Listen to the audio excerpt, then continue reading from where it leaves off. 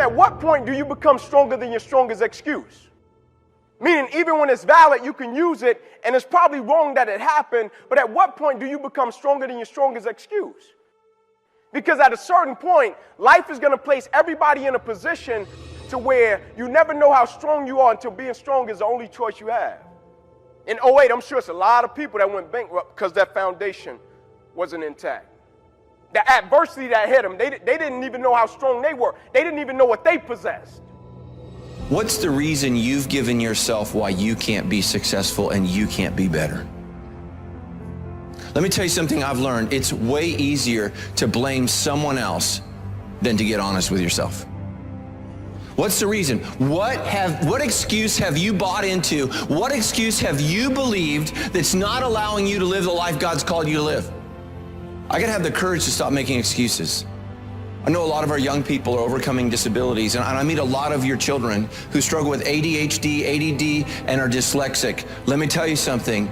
It's just something that you have to overcome, but God will use it to make you better. And let me tell you something. Most Americans don't have this kind of courage. I have to have the courage to stop making excuses. You don't have time. You're too busy. Sure you are. That's a lie. You have to accept that all your excuses are lies. That you tell yourself, the lies you use to rationalize taking the easy road. Taking the easy road and leaving discipline behind. Think about them. Recognize the excuses are not valid. They're conjured up. They're fabricated. And how do you stop the lies? You stop the lies with the truth. The truth. The truth will set you free.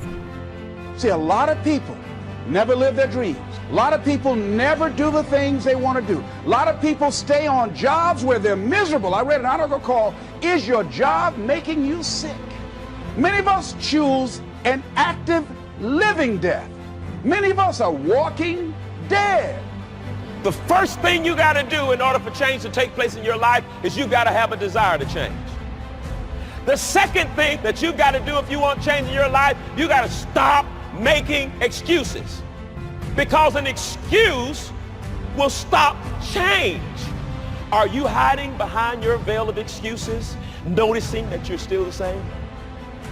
Do you continue to come up with excuses that continue to stop change? Because that's what excuses do. Excuses guarantee failure.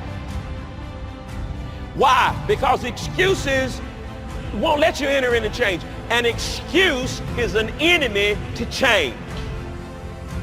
And we make a lot of them. An excuse is an enemy to change. Excuses are nails used to build a house of failure. It's going to fail. Let me give you a definition of the word excuse. An excuse is me removing myself from the path of blame. In other words, anytime I sense that blame is coming towards me, I've got to come up with a reason or an explanation to remove myself out of that path so it can hit somebody else. I'm not willing to stand the past and accept responsibility for that. And what you're really saying is, I'm making an excuse because I ain't ready to change. And I'll continue to give you excuse after excuse after excuse because I'm not ready to make the change.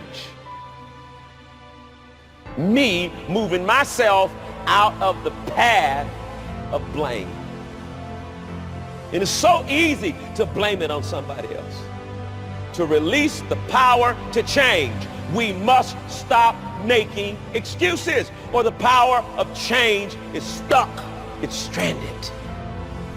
Can there still be legitimate reasons? Yes, there can. And for me, the difference, the line between an excuse and a reason is, an excuse is when you blame something that you could have controlled, and a reason is something that you have absolutely no control over whatsoever. So don't believe the lies, believe the truth. And the truth is, you have time. You have the skill, you have the knowledge and the support and the willpower and the discipline to get it done. Listen to the truth. then live the truth and go out and get it done. Excuses sound best to the person that's making them up. I'm gonna keep it so real with you, it's supposed to make you uncomfortable. Stop feeling sorry for yourself. Get off the pity potty. Wake your ass up. Awaken the beast inside. Get in shape. Get off the pity potty. It's time to take shit to another level. It's game on. It's focus. It's go season. I believe in you. It's time for you to take advantage of your America. You got a problem with your life. You got a problem with your environment. Do something about it. If you want it, go get it. Excuses sound best to the person that's making them up. Let me tell you something. It's easier to go from failure to success than it is from excuses to success. The moment you make excuses for your life, you take the exit off of where you're trying to go. Because excuses give you a reason for not being exceptional. It gives you a reason for not showing up. It gives you a reason for not delivering the goods. It gives you a reason for not being the person that you wanted to be. Remember this, excuses always shrink your stature. Excuses always pull you. Excuses are the quicksand in the land of the living. And the moment that you begin to excuse yourself and make it a lifestyle, you never could be a person of excellence and you can never be a person of success.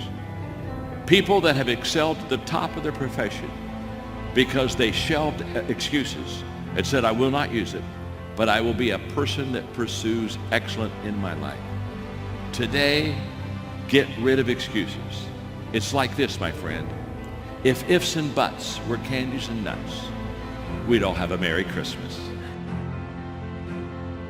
That a lot of things that we want to do, a lot of places we would like to go, a lot of things we would like to experience, and we just stop at but, and we build a case. In fact, I was reading something the other day that talked about but. It says but is an argument for our limitations, and when we argue for our limitations, we get to keep them.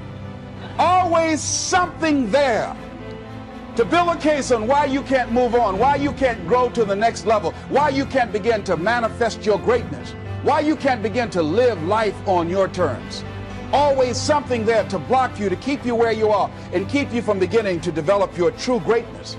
Always some fear. How do we handle it? And I'm saying that if you've been hiding out behind but, if you've been using the fact that you don't have enough money or you don't have the education, take it head on. Go get the education. See, but will cause you to procrastinate. But will cause you to hide out behind fear. But will cause you to come up with all type of excuses that you can validate your inaction and not acting on your dream. Take full responsibility for what happens to you. It's one of the highest forms of human maturity, accepting full responsibility. It's the day you know you've passed from childhood to adulthood, the day you accept full responsibility. I used to have that long list of reasons why I wasn't doing well. To explain. You got to explain, right? Otherwise you're going to look bad. See, I used to blame everything outside. And then let me give you a little philosophy that helped turn my life around. It's not what happens that determines the quality or the quantity of your life. It's not what happens. And the reason is because what happens to about everybody. No different. And I found out that the same things can happen to two different people. One gets rich and one stays poor. Why is that? It's because it's not what happens, but rather it's what you do that changes everything. Disappointments are not special gifts reserved for the poor. Everybody has them. The difference is what you do about it. What can you do starting tomorrow that'll make a difference? And right now, more than ever, people need to look for ways to live their dream. People need to look for ways to make it on their own. There is no such thing as job security. There's no such thing as a storm-proof or tragic-proof life. There are no guarantees today, ladies and gentlemen. The illusion is gone. There was a time when we graduated from high school, you were told, go to college and get out, and you go and work for a corporation for 30 or 40 years. They'll give you a gold watch and you'll retire. That day is gone, never to return again. So instead of people living in fear, feeling stressed out, feeling powerless, feeling like victims, I think it should be a time that we need to begin to look at ways that we can become an active force in our own lives. Look at ways when we can decide to take charge of our own destiny. Look at ways when we can decide to design a life of substance and begin to truly live our dreams.